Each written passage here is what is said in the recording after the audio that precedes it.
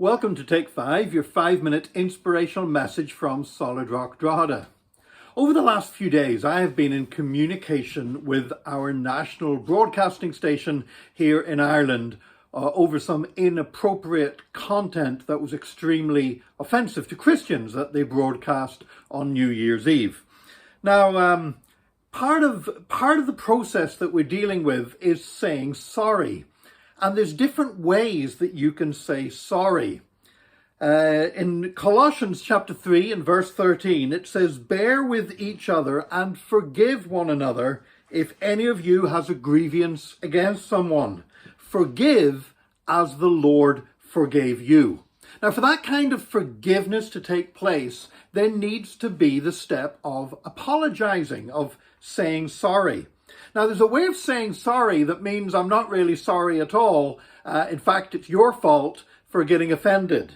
Whenever you say, "I'm sorry that you feel that way," or "I'm sorry that people got offended."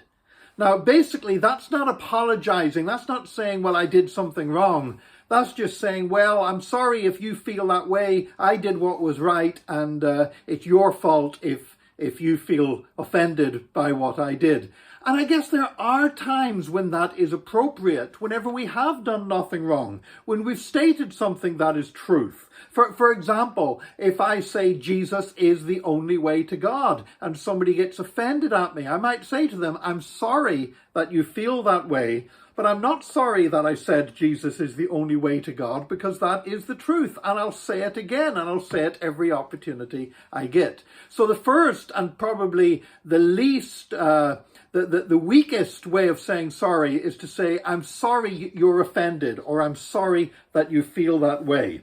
Now, another level of saying sorry is whenever we say, "Well, I'm sorry that I made you feel that way.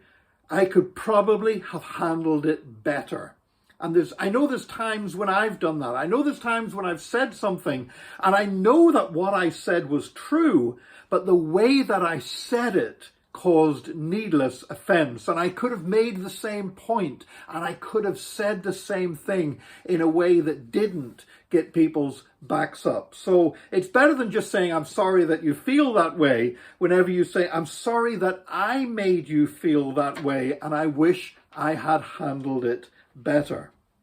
Then there's a third way of saying sorry. Whenever you say, "I'm sorry, but," and you immediately come up with a reason or an excuse that puts the blame on somebody else. In other words, "I'm sorry for what I did, but it wasn't really my fault because somebody else made me do it, or somebody else did this, or somebody else influenced me that way." And sometimes we even throw the blame back again onto the person whom we have wronged.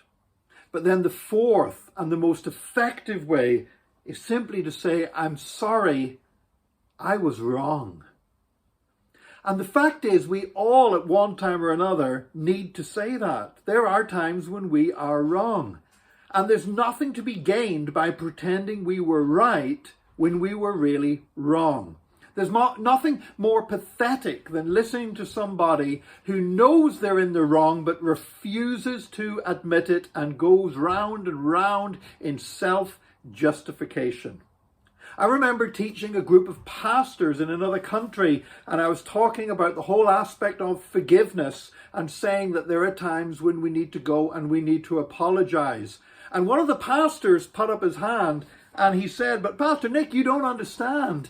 He said, "In our culture, if you are the one who goes to say sorry, then you are saying that you are the little man and the person that you are asking forgiveness of is the big man. You are making yourself small and diminishing yourself." And I said, "No." I said, "That might be in a man-made culture, but in the kingdom of God, it takes the biggest person to actually go and admit wrong and say sorry. That takes true strength and true stature." And I believe to this day that that is true, that there is a time and there is a place whenever we need to lay aside all excuses and we need to go to somebody and say, "I'm sorry, I was wrong. Please forgive me." In fact, when you think about it, that's how our Christian walk started out, by going to God and saying, I'm sorry, I was wrong, please forgive me. And it's a step that we still need to have the courage to take from time to time. And I pray that we will never be too proud to apologize whenever we truly are wrong and admit it to face, because only then can forgiveness really begin to flow. May God help us today to walk in truth and forgiveness and reconciliation. Be blessed. Join us again tomorrow for another Take 5, your 5-minute inspirational message from Solid Rock Drogheda.